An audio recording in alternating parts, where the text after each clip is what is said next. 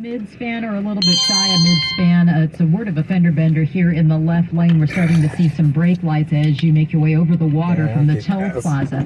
Also, we've had some long-standing problems now on Petaluma side. This is Highway 116, a serious crash here. 116, that's Lakeville, right near Browns Lane. This injury crash still has westbound traffic being diverted eastbound. It's unclear whether they're diverting eastbound still, but there's definitely a backup here. Southbound 101, just south of Petaluma Boulevard South. Long-standing crash here as well. There's 5 cars. They're off to the right shoulder, but may have left some debris in lanes. That's why traffic is so slow through that corridor as you try to make your way into the northern side of Marin County. In the meantime, the Chilton Out-of-Body Collision Cam is taking a look at traffic on westbound 92, a stalled big rig on the Hayward side. This is right near Hesperian as you come off the Nimitz Freeway. And as far as the Altamont Pass goes, the westbound side is slow out of Tracy from 205, merging onto 580. But now I'm seeing brake lights on eastbound 580, midway between, let's say, North Glen and Grant Line. So far, no crashes reported, but if you happen to see anything, feel free to give us a call at 415-391-KCBS. Your next update, 6:58 on the traffic leader, KCBS. Then CB Sleep World 6-day forecast now from Jessica Birch, joining us from the KPIX 5 Weather Center. Hey, good morning. It is a partly cloudy day for us. Temperatures still remaining pretty mild, actually. 68 today in San Francisco, 72 in Oakland, 77 in San Jose. We're going to be seeing a very similar trend for the next couple days. We'll warm up just about a degree or two more day by day until around Wednesday, where we'll see low 80s in the Santa Clara Valley, still mid-70s in Oakland, and low 70s actually in San Francisco, returning into the forecast. But then we average out once we head into Thursday all the way into the weekend with partly cloudy conditions still sticking around. We're going to see a lot more sunshine, though, off in our East Inland Hills once we extend into the rest of this work week. We're going to keep you updated on that here in the Weather Center, but it's a beautiful week. Take advantage of this weather. I am meteorologist Jessica Birch with your KCBS KPIX 5 First Alert Forecast. We've got traffic and weather together on the 8s on All News 106.9 and AM 740 KCBS. KCBS News Time 6:52. Fernie Beyer and Katie O'Donnell are at the KCBS editor's desk.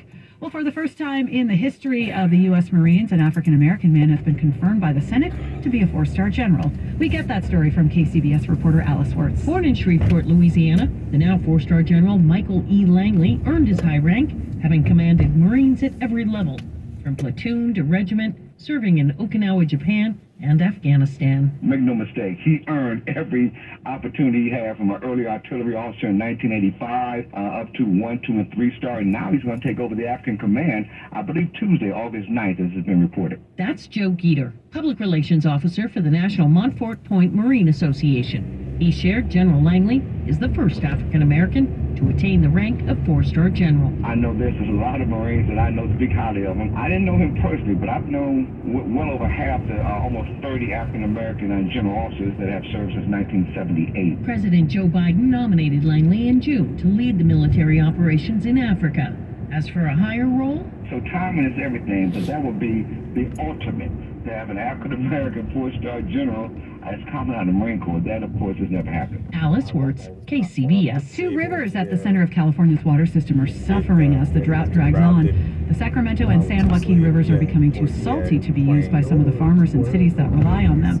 Since there's less fresh water flowing from the mountains and through the state's rivers into the delta, saltier water from the ocean is pushing its way further into the system that supplies water to millions of people and acres of farmland. All of this, of course, foreshadows a grim future for key water supplies as drought and sea level rise are made worse by climate change. Well, British oldest soap star has retired at the age of 103. We get that story from CBS News correspondent Vicky Barker in London.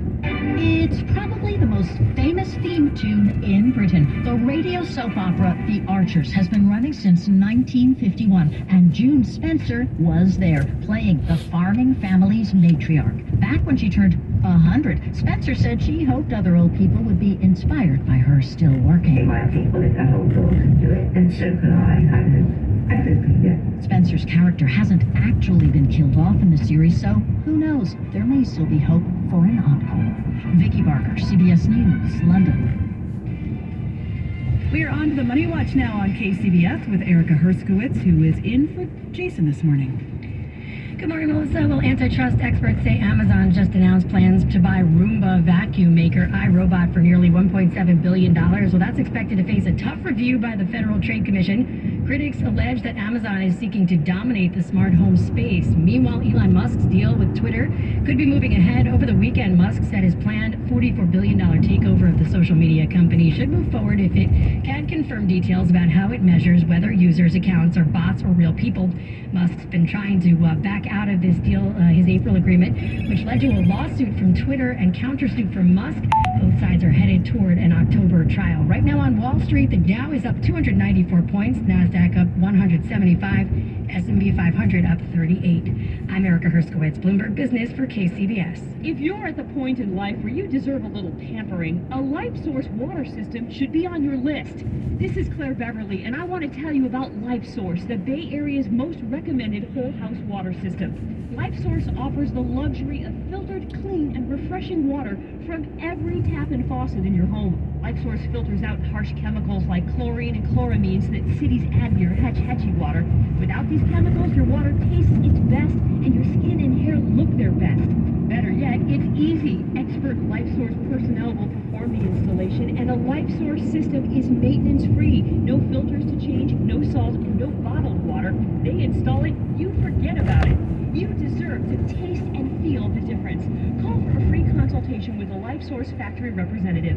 Call 888-712-4279 or visit lifesourcewater.com. That's 888-712-4279. LifeSource Water. Taste and feel the difference. Hi, this is Robin Workman. Throughout my career, I've represented tens of thousands of employees, and I've helped these employees to recover millions of dollars owed to them. If you believe your employer failed to pay you for all wages owed, or for reimbursement for expenses you've incurred, or if you're dealing with workplace discrimination or harassment, contact my firm for a free consultation about your employment rights. The Workman Law Firm, 844-99-WORKMAN. That's 844-99-WORKMAN. When you want something great, you probably don't want to wait for it, right? I mean, you might even be stuck waiting in traffic right now, and, well, how enjoyable is that? Well, Xfinity has a great new offer on fast internet right now. You'll get unlimited internet with gig speed and supersonic Wi-Fi too. And get this, there's no annual contract required, no equipment fees, and a 2-year internet rate guarantee. Plus, it even comes with a free Flex 4K streaming box, and it's all just $50 a month when you add Xfinity Mobile with unlimited data, a price that is truly jaw-dropping. The Xfinity Supersonic Bundle. Well, don't wait. Visit xfinity.com/gig, call 1-800-XFINITY, or visit a store to learn more today. Limited time offer, restrictions apply, requires paperless billing and auto pay. New gigabit internet customers only. Xfinity Mobile requires post-pay Xfinity internet. After 24 months, regular rates apply to all services and devices. KCBS traffic and weather time. We're going to head to your local Honda dealer's traffic center to check in with Kim on this busy Monday morning. Yeah, it has been busy in the North Bay and other places, but let's start in the Petaluma area. Highway 116 has long been the focus of a crash that has affected both sides of Lakeville. This is at Browns Lane. They've been diverting the traffic on the westbound side, possibly eastbound as well. So you may want to think about alternate routes using Stage Gulch as one, Old Adobe Road as another to get around this scene. Southbound 101, well south of Petaluma Boulevard South, up to 5 cars involved in this crash. At least everything's off to the side now, but we still see some slow traffic coming down through that corridor, heading through the northern side of Marin County or heading into it. Eastbound 780 before 680, that stalled car in Benicia finally cleared off to the side. Had a fender bender. We talked about this last time on the San Mateo Bridge westbound. As you come out from the toll plaza, they quickly cleared it. There's still a little bit of sluggish traffic as you first come aboard the span, but it's starting to thin out, so a little bit better news here. Altamont Pass 205 is backed up into Tracy from 11th Street, stop and go, feeding on to 580. And then on the eastbound side, this is some road work. They're working on the K-Rail. This is eastbound 580, a bit east of the North Flynn turnoff. That should be picked up by 7. Your next update, 7:08 on the traffic leader, KCBS. Mostly sunny skies expected throughout the afternoon today. Highs today getting into the 60s to low 70s at the beaches, into the 70s to low 80s inland. This evening looks mostly clear, just a few patchy clouds rolling in at the coastline. Lows in the 50s to low 80s. And then after a bit of overcast tomorrow, we'll be mostly sunny again. Traffic and weather together on the 8s on KCBS. It's Monday, August 8th, 2022, coming up on KCBS. This is Matt Bigler in Oakland, where it's the first day of school, and activists are still occupying a closed campus demanding that it be reopened. I'm Jennifer Hodges, a teen abducted in Truckee, and the search for her this morning. And the 3 white men who killed Ahmaud Arbery are set to be sentenced in Georgia today for federal hate crimes. When you need to know, KCBS AM, KFRC FM, and HD1, San Francisco, Oakland, San Jose, and Odyssey Station. It's 7 o'clock. Senate passes climate bill. We've really changed the world. Assessing flood damage. You'd see cars floating by, furniture. Easing COVID rules. Guidelines that could be coming today.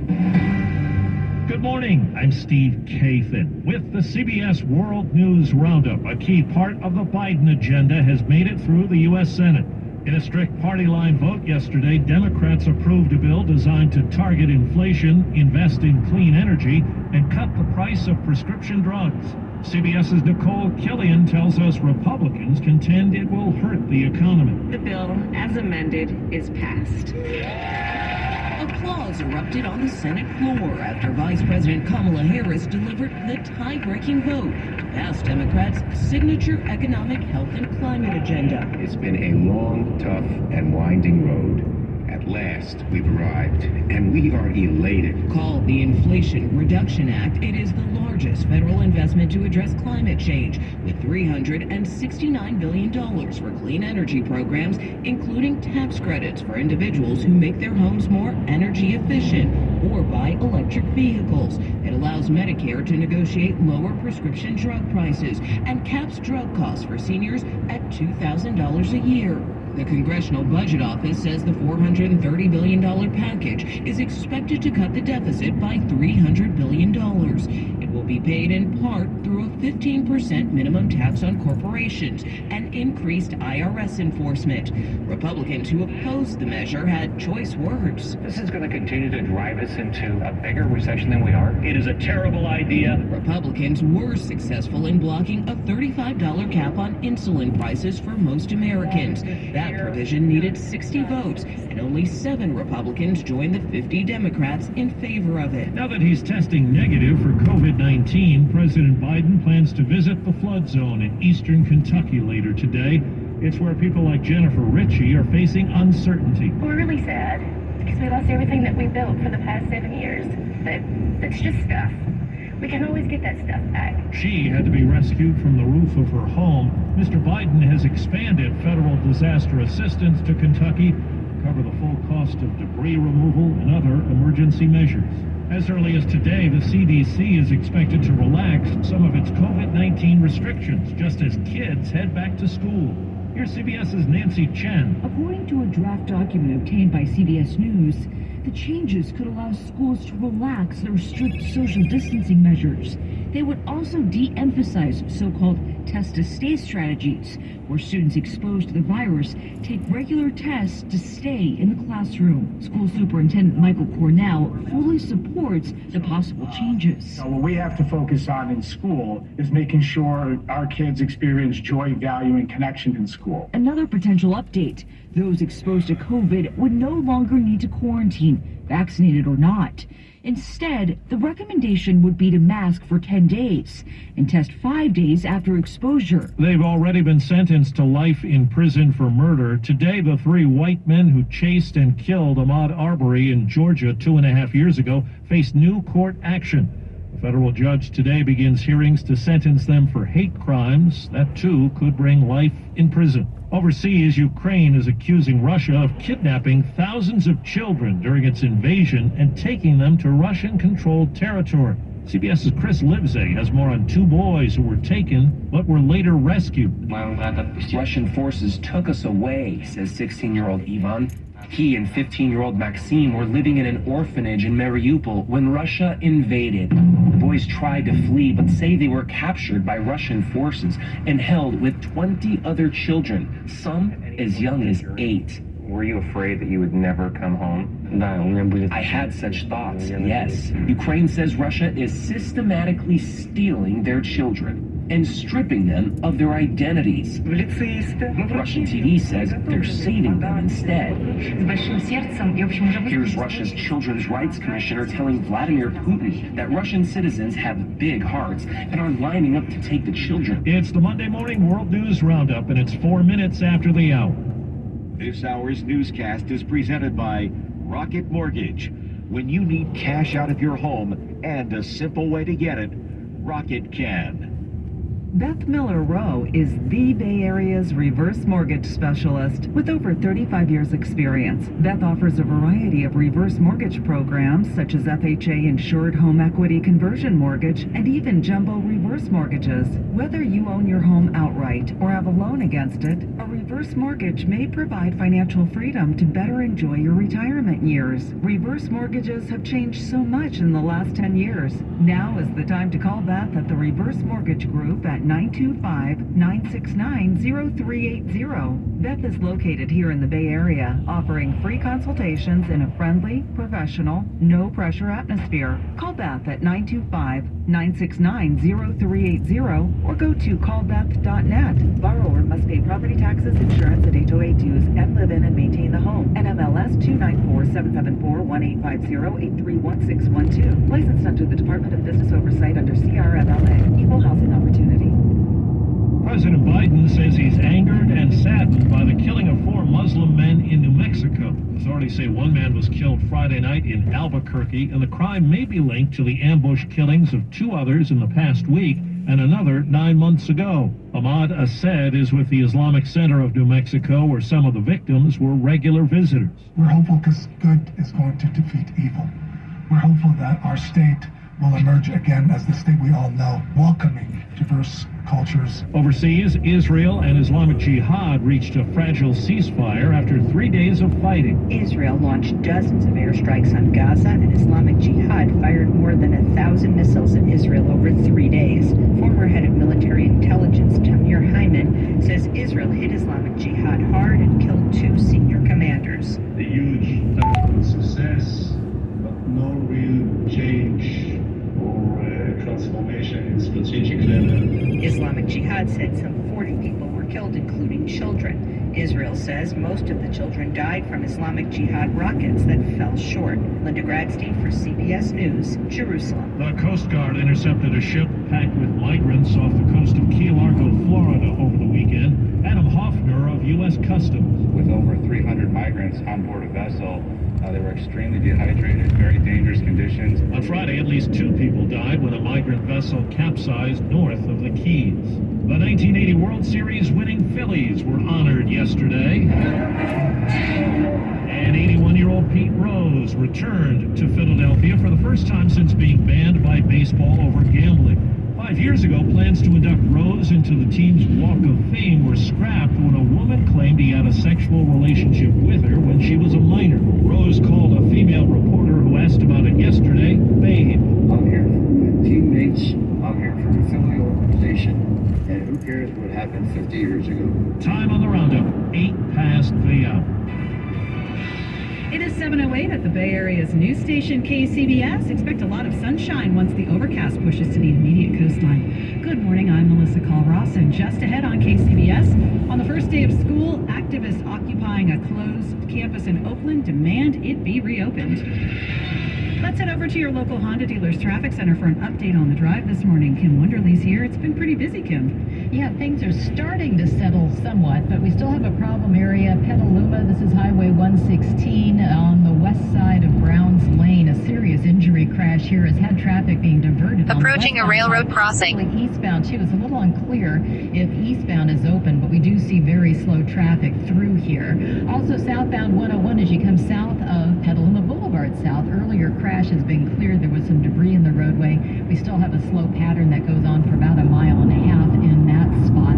We're looking at the Bay Bridge. Metering lights are on per usual. Chilton Out-of-Body Collision Cam sees the backup just from the West Grand Merge. After that, you're rolling pretty well into San Francisco. Interstate 80, it's heavy traffic in pockets now coming down from the San Pablo side to about Albany Hill before things begin to loosen up. And they're calling this a possible injury crash in San Jose. It's come in for northbound 87 Guadalupe Parkway right before Skyport Drive. Approaching a railroad crossing. Like it's all up against the center divide. They're trying